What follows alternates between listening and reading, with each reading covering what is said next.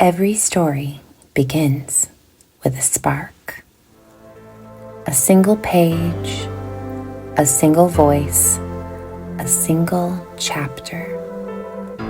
Welcome to Chapter 1, where our authors take you on the journey in their own words. Settle in, listen closely. This is where the adventure begins. Chapter 1. Glooming Timberland. I am the ghost in the trees. Shadows protect me. Glooming Timberland. I am the ghost in the trees. Shadows protect me. Under whispering stars, between dense maple leaves, Risu was almost invisible in her navy outfit and face mask. Instead of standing to her full 5-foot height, she coiled her bushy tail around the branch and dug her claws into the bark. Her first mission as the Flying Squirrel Clan's ghost should have been exciting. Every kid in the village would gladly trade places with her, but they didn't understand the pressure, the obligation. Tonight's mission: observe a suspicious wagon from the shadows, discover its cargo, and report back to Grandma. Simple enough, but it had been a long 6 hours of tracking. Finally, she'd gotten ahead. Eyes shut, she absorbed the forest's environment. The sounds of chirping crickets and croaking frogs mingled in her ears, and a whiff of stinkberry tempted a sneeze. When her mind calmed enough to filter the distractions, rickety wagon wheels, armored boots, and a clop, clop, clop of donkey hooves cut through the nocturnal chorus. They'd pass under her soon. Risu smirked. A donkey bobbing its head pulled the wooden-covered wagon, driven by an old marmot. The marmot chewed a blade of grass and scratched his face with his free paw, legs dangling off the driver's bench. His thin whiskers drooped with age. A porcupine marched alongside, clad in a leather armor vest, modified for quills, and holding a war spear in paws as large as her oldest brother's. He could slash Risu if he saw her. Grandma would want to know that mercenaries protected this cargo. The marmot and porcupine chatted, and Risu detected the snores of a third rodent from inside the covered wagon. A second guard. Probably another porcupine, but Risu could have sworn a fourth traveler accompanied them based on their campsite. Husks, Risu thought. Nobody else would have made that mistake. They finally reached Risu's position. On the gnarled branch, Risu perched above the wagon's line of sight. Her brothers were faster and stronger in their time as ghosts, but she was stealthier. She hoped. This mission was her chance to shine. Risu inventoried her darts and daggers, all made by her best friend Hagane. She ran a superstitious paw over the iron and leather through the slit running down the length of her suit. Shooting a scorpion sting dart from her vantage point should be simple. Knocking out the guard and intimidating the driver shouldn't be a problem. And she had rope to tie somebody up. She blinked hard against the idea. Violence was only for a last resort departure. Even a successful fight meant a failed mission. Grandma's orders were to listen, nothing else, and Risu seriously doubted that she could keep a donkey quiet. The marmot scoffed. Can't see for husks. I told Caster's rump this would happen, especially without a decent lantern. The porcupine lifted his iron war spear, waving the slashing end near the marmot's face without breaking stride. Careful how you talk about Lord Caster, old timer. He's tossed commoners in lockup for less. This is how he wants it. Careful who you call old. Ain't as old as this wagon. Too many rocks and the wheels will fly off. We could use the main road instead of this darned shortcut. A few maples separated them from Risu's tree. It's not like Mr. Hoofy here smart enough to walk around the rocks. The donkey snorted and whipped its tail. Can you put a lid on it? If the wheels come off, we'll tie the shipment to your mule. Donkey! Whatever. This goes to the citadel one way or another, with or without wheels. If you didn't insist on night deliveries, this wouldn't be no concern. With furrowed whiskers, the porcupine jabbed his war spear near the marmot's face again. Well, my partner and I could leave you on the side of the road and take your cut when we reach the citadel. The donkey snorted again. Risu leaned closer, desperate to hear more. They passed beneath. Hours of trailing, all for nothing. The tree cover wouldn't help if she got any closer, and she didn't have much in the way of a serviceable civilian disguise. She craned her head toward the back of the wagon. A few wrapped crates. Risu squinted, unsure if those wrappings concealed the cargo or preserved their temperature. Her hunch about a secondary mercenary was correct, which reinforced her vague suspicion of a fourth traveler. Another war spear poked out, held by a porcupine. The boxes looked too big for her to remove on her own without taking the entire wagon. She'd be hard-pressed to unwrap them without waking the sleeping mercenary or alerting the driver. Ghosts had a bushel of rules, and the biggest: don't be identified, don't get caught. Risu glided to the ground, eyeing the back of the wagon. Light on her hind paws, she snatched a loose rock from the path. This was her only chance. Heart racing, she broke her cover and aimed and threw it at the squeaky wheel, then darted in the other direction, flanking the vehicle. The rock whacked the wheel, detaching it with a crunch. Amid imaginative curses from the driver, the vehicle slid into the dirt. Risu smiled in her face match, watching the wrapped crates fall on the sleeping passenger. The donkey brayed, rearing off its front hooves. A startled cry arose from inside the wagon, muffled by the colliding cargo. Planting his war spear in the ground, the porcupine groaned. "If you say I told you so, you're walking home." The marmot clicked his tongue. "Looks to me like we're all walking home, sonny." "Help me fix the stupid thing," the guard snarled even louder. "Oi, get up!" Wheel came off. The second porcupine guard, a little shorter, grabbed his war spear and got out, bracing himself with a paw and blinking sleep from his eyes. He walked to the front and groaned. "What happened? The cover nearly collapsed on me. Everything's all messed up in there."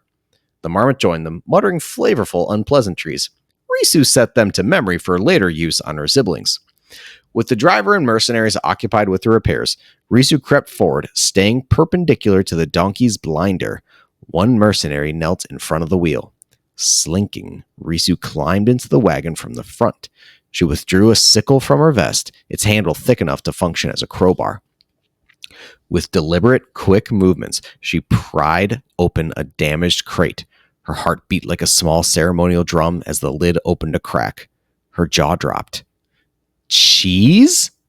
With a series of quick whiffs, she examined the other crates. All cheese.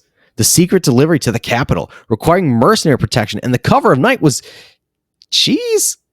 She clenched her paws. Half her village starved due to the excessive taxes, but Lord Castor shipped luxuries to the citadel under armed guard.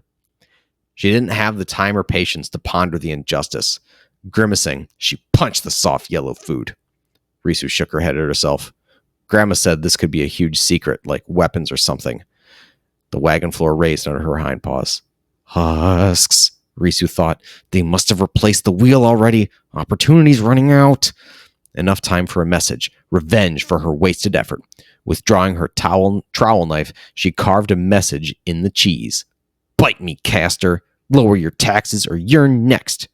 She rose, admiring her handiwork. It took her a bit, but the effort was worth it. The wagon's weight shifted again. The fourth traveler. Maybe it wasn't worth it.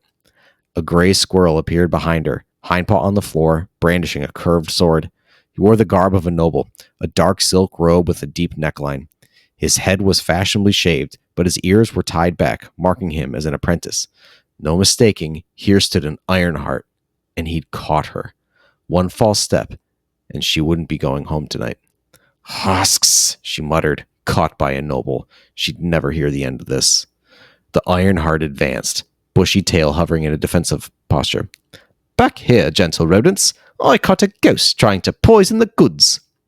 He had the clipped accent of the pretentious elites from the island's east side. The marmot whistled from a few yards away. A ghost? Usually more than one. Hey, ghosty, I ain't done nothing. These huskers didn't even tell me what's in them crates. Both porcupines gathered in front of the wagon, brandishing their war spears. Risu closed her eyes and breathed in. Mercenaries with polearms on the left and an Ironheart with a sword on the right. The donkey brayed, potentially mocking Risu. Surrender, ghost, the Ironheart said. Paws up, and don't try any dirty tricks. We won't hurt you if you cooperate. Her brothers wouldn't have gotten caught. Oh, husk at dusk. Time to improvise. She hid her trowel knife and reached for her smoke bombs. One left.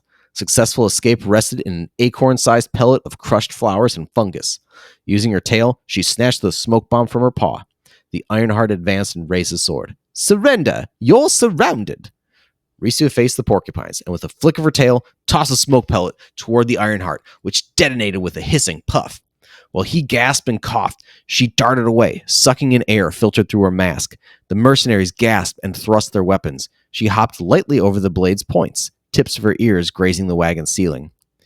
With the shafts crisscrossed, she landed and pushed her weight backward, throwing the mercenaries off balance, knocking their war spears from their grasp.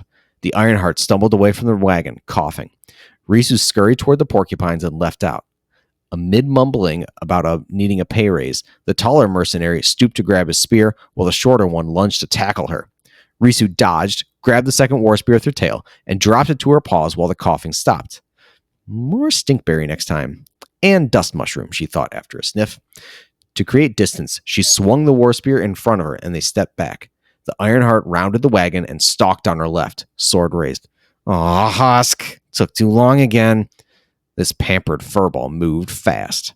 She risked a quick glance over her shoulder to the edge of the path and the deepening maple forest behind her. Eyeing Risu's borrowed weapon, the Ironheart switched his stance. She examined the balance of the lopsided weapon and darted right in the hobbling marmot's direction. Running at full speed, she planted the weapon's point into the ground, jumped, and sailed through the air.